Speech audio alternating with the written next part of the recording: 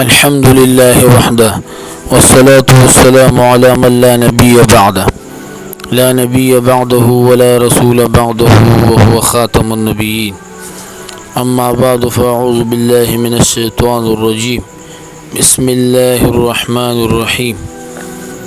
ولقد بعثنا في كل أمة رسولا أن يعبدوا الله واجتنبوا الطاغوت فالرب رب والرسول فعبده حقا وليس لنا إله ثاني. عزتمندو زمونږ د بیان موضوع توحید دی چې دا ډیره اهمه موضوع ده، لازمه ضروری موضوع ده په هر انسان تر دې چې په نابالغ باندې دا لازم دي چې په دې باندې بزان پوي. اول فرض په انسان باندې دا د چې توحید بس د کوي، او اول څومره پیغمبران چې راغلي دي اول دعوت د رسولانو توحیدو. د نوح علیہ السلام متعلق الله جل شانه فرمایي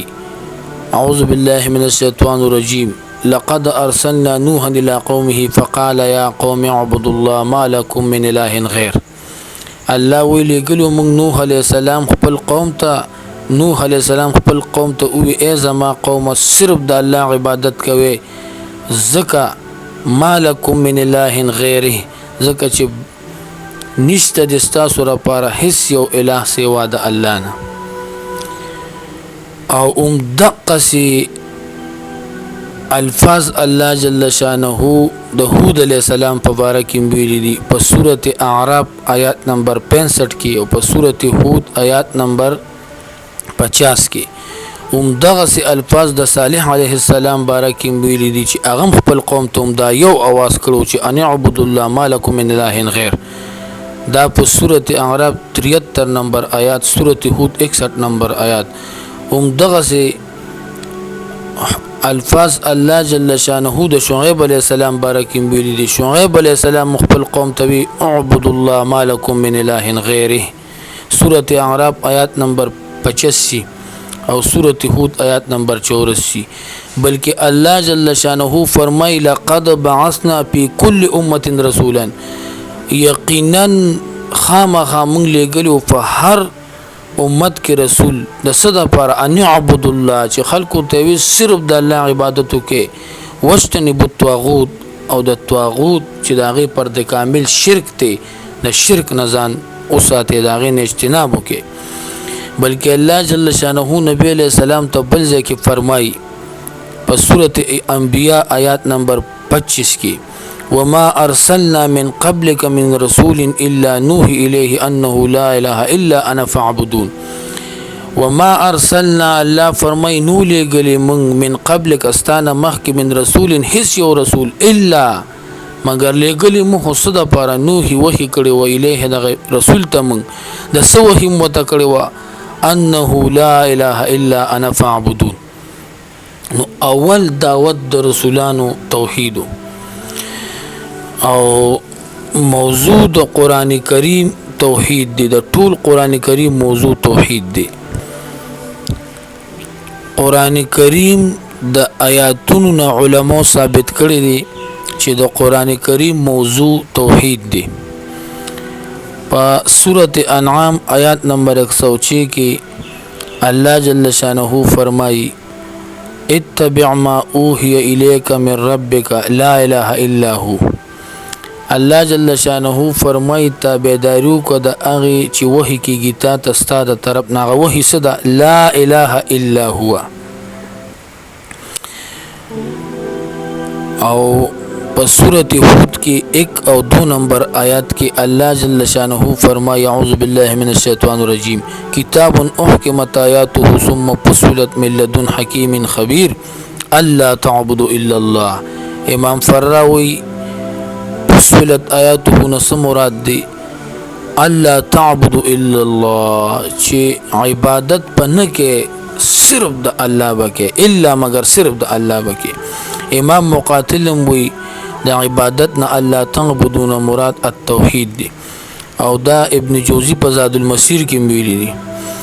بلکې شیخ الاسلام ابن قیم رحمت الله علیه فرمای په مدارج السالکین جلد نمبر 3 او صفحه 450 کی هغه سوی بل نقول قولا كليا ان كل آية في القرآن فهي متضمنة للتوحيد شاهدة به داعية إليه. شیخ الاسلام ابن قیم وی د قرآن کریم هر آیات متضمن د توحید تا او گواهی ورکی د توحید او داعیت الیه دعوت ورکی توحید ته د قرآن د هر آیاتنا او دا مولا لقاری الحنفی ویلی دی شرح فقه اکبر کی صفحه نمبر 10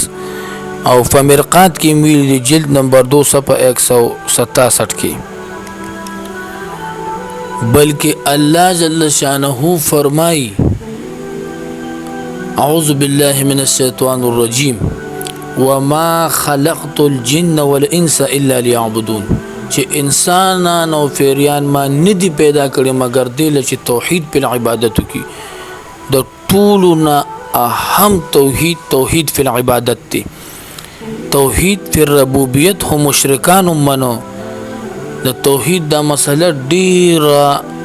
تفصیلی دا ډیر لوی وضاحت غواړي په دې په نورو بیانونو کې بیا نور وضاحت کو توحید ډیر اقسام دي خو توحید فی العبادت کې اصل کې شرک شوی دی د دې وجنا کلمه د توحید چې دا اول کلمه چې مونږ وایو دې ته کلمه طیبه وي کلمه د توحید متوي کلمه الاخلاص متوي کلمه التلقین متوي کلمه العلیا متوي کلمه الشهادت متوي دا کلمه د توحید لا اله الا الله فقرآن کریم کې دوکم او یا کرت راغلی دا 68 کرت راغلی دا په قرآن کریم کې او په لسو تقریبا په لسو تعبیرات سره راغلی ده او ټول پیغمبرانو خلکو خپل امت او خپل قوم ته د لا اله الا الله دعوت اول ورکړی دی او ماده د توحید د قرآن کریم کې راغلی ده علماء ویلی دي واذا ذکرت ربک فی القرآن وحده سورة اسراء آیات نمبر 46 کی او په صحیح مسلم شریف کې مراغلی دا جلد نمبر 1 صفحه نمبر 37 او بل ځای کې مسلم شریف کې راغلی دا جلد نمبر 1 صفحه نمبر 32 مسند احمد کې مراغلی دا جلد نمبر 4 صفحه 112 او سنن ترمذی شریف کې مراغلی دا سنن ابي داود کې مراغلی دا ماده د توحید په قران او حدیث کې راغلی دا د توحید عین د توحید دا ماده یعنی دا توحید ټکی د توحید دا لفظ چې صدا په قران کریم کې صریح په حدیثو کې صریح راغلی دی د ټول قران موضوع ده د ټول پیغمبرانو اول دعوت دی نو دا په موږ ټول باندې لازم دی چې د دې د حقیقت نزان خبر کو او څوک چې توحید نه کوي او د توحید ضد کوي شرک کوي نو د شرک په باره کې صرف په قران کریم کې یو سل او یو شپږ کرت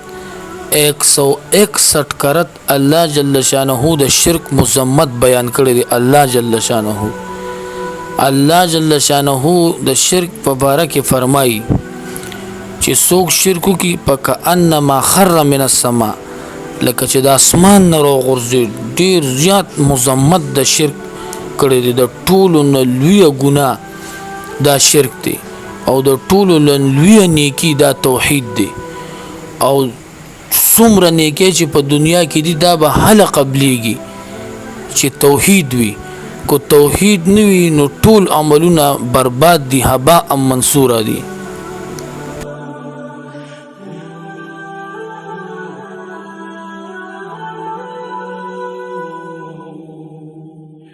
Oh